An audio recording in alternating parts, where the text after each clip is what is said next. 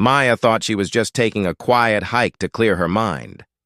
But one wrong turn in the forest, and something not human was waiting, closer than she ever imagined.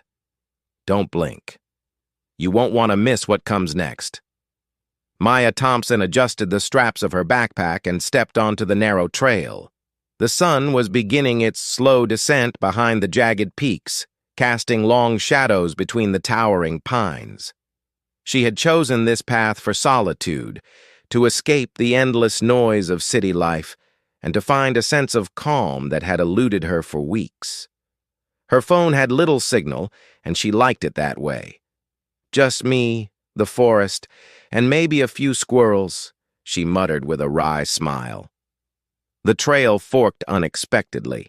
One path seemed well-trodden, the other narrow, overgrown, and darker, as if swallowed by the forest itself.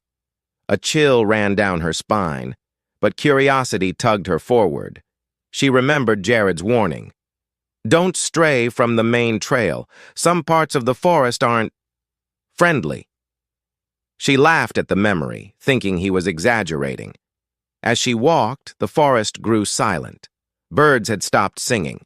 Even the wind seemed to pause, holding its breath.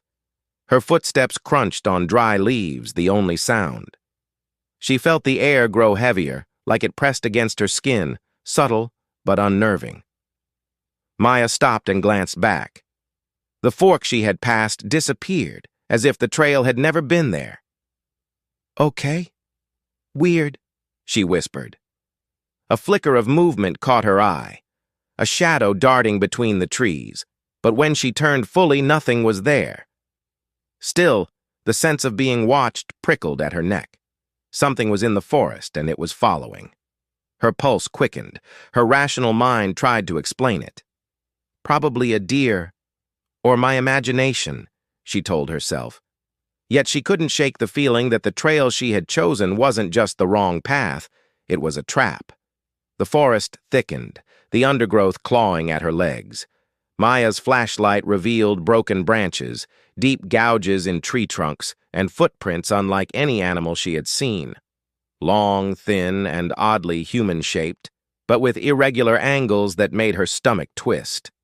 Her breathing became shallow as she followed them, instinct telling her to turn back, but something compelled her forward. The light flickered, and for a moment she thought she saw a figure standing between the trees, watching silently. When she blinked, it was gone. She remembered Eli Winters, the ranger she had met at the trailhead. His words echoed.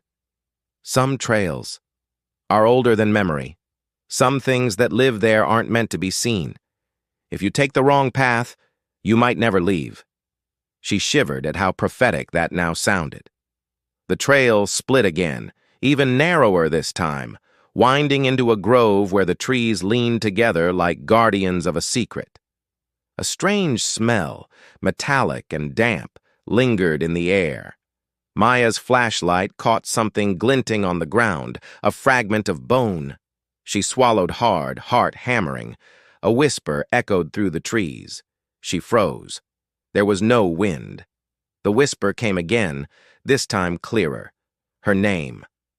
Maya. It was soft, guttural, yet unmistakably calling her.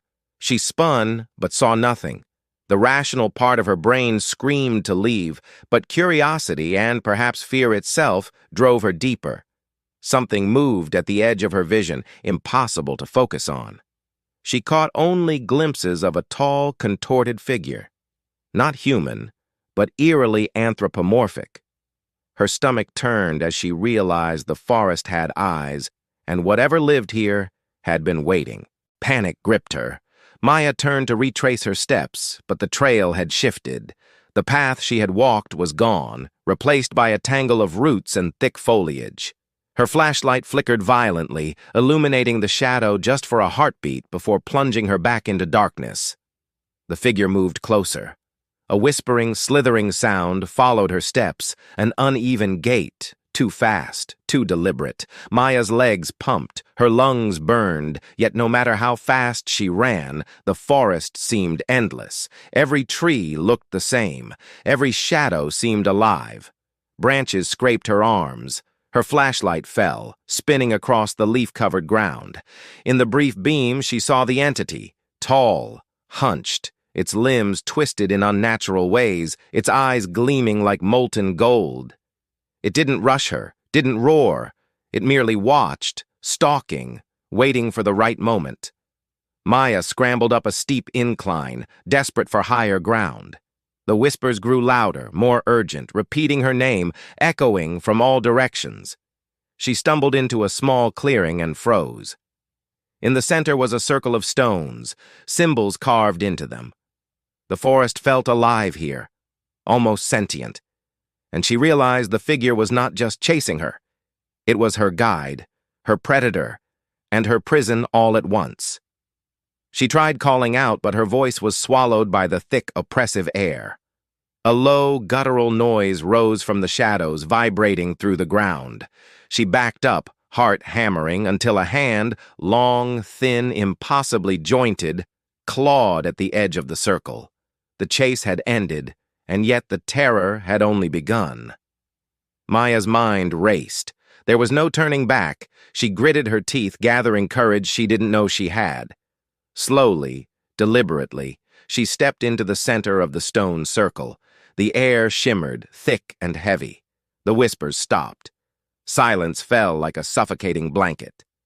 Then the entity stepped forward from the shadows. Its form twisted, elongated, constantly shifting, never fully solid yet horrifyingly present.